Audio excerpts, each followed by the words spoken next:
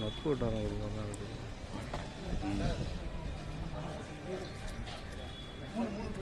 என்ன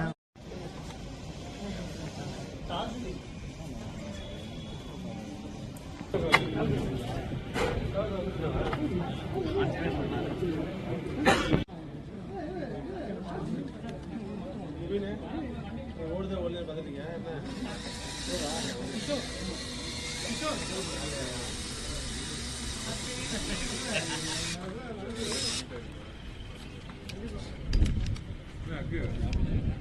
பெரிய கரெக்ட் தான் ஆகிருப்பாங்க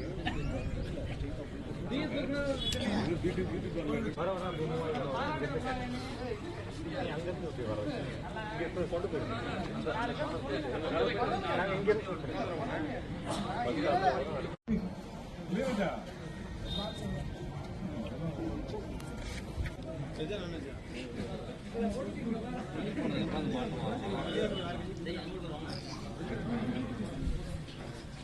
जी पकड़ नहीं एक किलो सिंदा मात्र சொல்லுங்க பசங்க மாத்த சொல்லுங்க என்னம்மா अस्सलाम वालेकुम அப்போ உட்காருங்க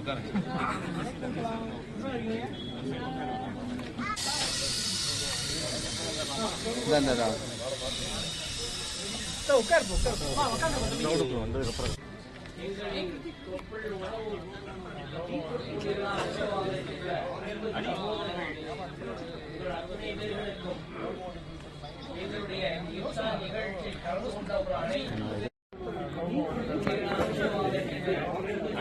எங்களுடைய இஃப்தார் நிகழ்ச்சியில் கலந்து கொண்டு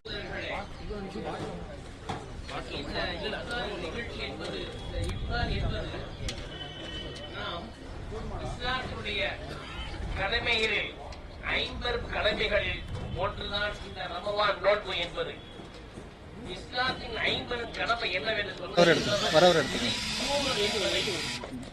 நாவினால் மொழிந்து உள்ளத்தினால் என்பதை நாவினால் மொழிவாரையானால் அவர் முஸ்லீமாகிவிட்டார்.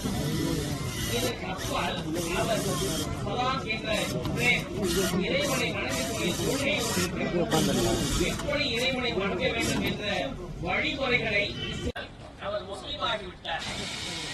இதற்கு அப்பால் அவர் சலாத் என்ற இறைவனை வணங்கக்கூடிய தொழிலை கொண்டிருக்கிறார்.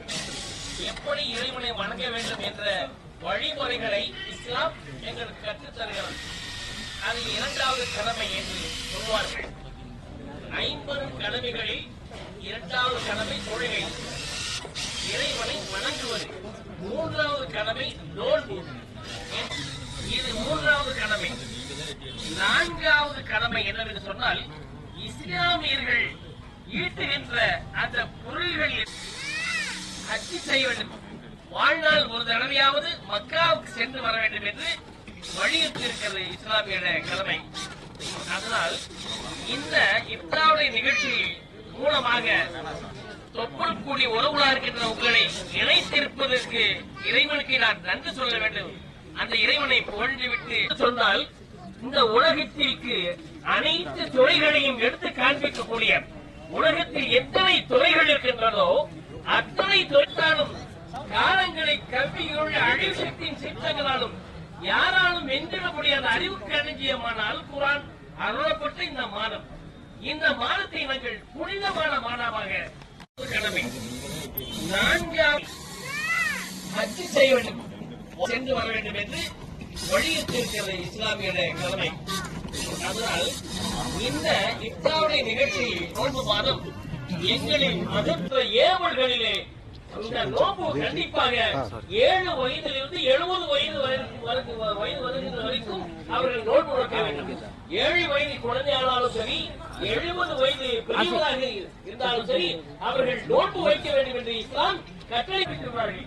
இது எதுவரைக்கும் என்று சொன்னால் சரியாக சொல்ல வேண்டும் என்றால் 13 மணி நேரம் காலையில் மாலை இந்த ஈவினிங் டைம், இந்த மாலை நேரம் 6:30 மணி அளவில் அந்த இஃப்தார் என்ற நோன்பை முடித்து வைப்பார்கள்.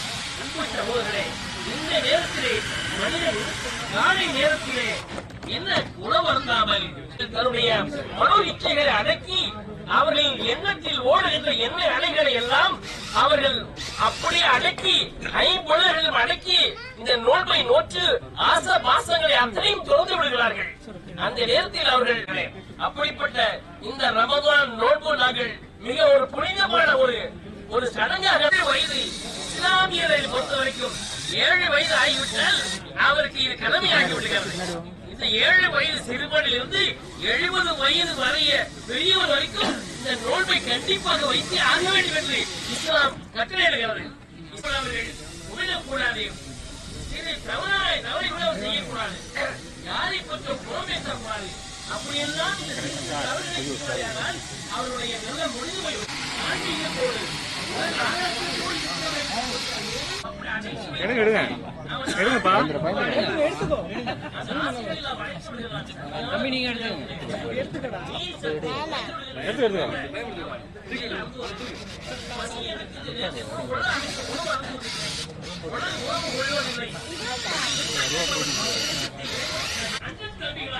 மாமன் மாமிகளாக சகோதரிகளாக ஓர் ரத்தமாக இஸ்லாம் என்பது ஒரு அற்புதமான ஒரு நல்ல ஒரு நிகழ்வை எடுத்து காட்டுகின்றது.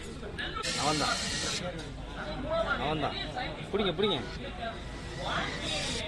எல்லா அம்சங்களையும் இந்த இஸ்லாம் நமக்கு கற்றுத் தருகிறது. 11 மாதங்கள் நாம் உண்டதையும் கழித்து விடுகின்றோம், ஒழித்ததை கிழித்து விடுகின்றோம். ஆனால் இந்த 11 மாதங்கள் உண்ணுகின்ற அந்த உணவுகள் எல்லாம் இந்த உணவுகின்ற குழந்தைகளுக்கு ஒரு மாதம் நமக்கு ரெஸ்ட் தருகிறது இந்த மார்க்கம்.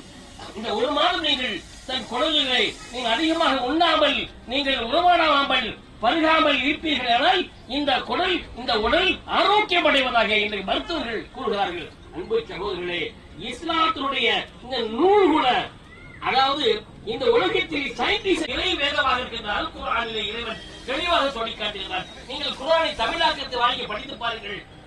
எத்தனை மொழிகள் வேண்டுமோ அத்தனை மொழிகளும் அது மொழிபெயர்க்கப்பட்டிருக்கிறது. படித்து பாருங்கள். அது எவ்வளவு பெரிய மருத்துவத்தை இந்த மக்களுக்கு, சமுதாய மக்களுக்கு இந்த குர்ஆன் முஸ்லிம்கள் ஏற்றுக்கொண்டார்கள். நோயில்லாத வாழ்வையும் நிறைவான செல்வத்தையும் எங்களுக்கு நீதி ஆயுளை தந்தருவாயாக. எங்கள் செய்கின்ற செயல்களை அங்கீகரிக்கின்ற செயலாக இந்த செயல்களை ஆக்கி விடுவாயாக. எங்கள் குடும்பத்தில் யாரெல்லாம் நோய்வாய்ப்பட்டிருக்கிறார்களோ அவர்கள் நோய்களை எல்லாம் நிவர்த்தி செய்து. Hello everyone, my name is Ashik Rahman. I am the founder and CEO of a company called Propeller Technologies and Zafy Robots. Last 12 years we are into this research and manufacturing of robots, artificial intelligence, aircraft designing, drones and IoT, and we being the education partner for 480 plus schools as a STEM education partner. Most probably so far we have trained 396,000 students among this innovation of robotics and drones. One of the very important innovation what we did, which is the humanoid robot and the food supplying robot, which is widely used in Tamil Nadu and Kerala during the COVID time, which is supplied the food and essentials and medicines to all the infected patients, and it works across the frontline warriors. Every year we used to conduct a great iftar party and function for each and every of our close friends and the students who all are working studied with us, and the innovators who all are made a lot of innovations across the country. And again today it happened really in a very great manner, and as a special note, our students is designed a special robot for supplying this food, nombu kanji and juices and snacks to each and every participants of this program. And same way it is went each and every member's place, and it hand over the juice and snacks to everyone for this iftar to breaking their fasting. It went as very memorable one, as usual with our own style. Our students are made this event is more memorable, and every people and friends among the Tamil Nadu, they are being a part of this great event. It makes very pleasure. It makes us very so happy for being in this field and making this impact in our country and creating these young minds in this country towards the change of the nation. Thank you. మరిన్ని trending వీడియోల కోసం news 18 Telugu YouTube channel ను subscribe చేసుకోండి.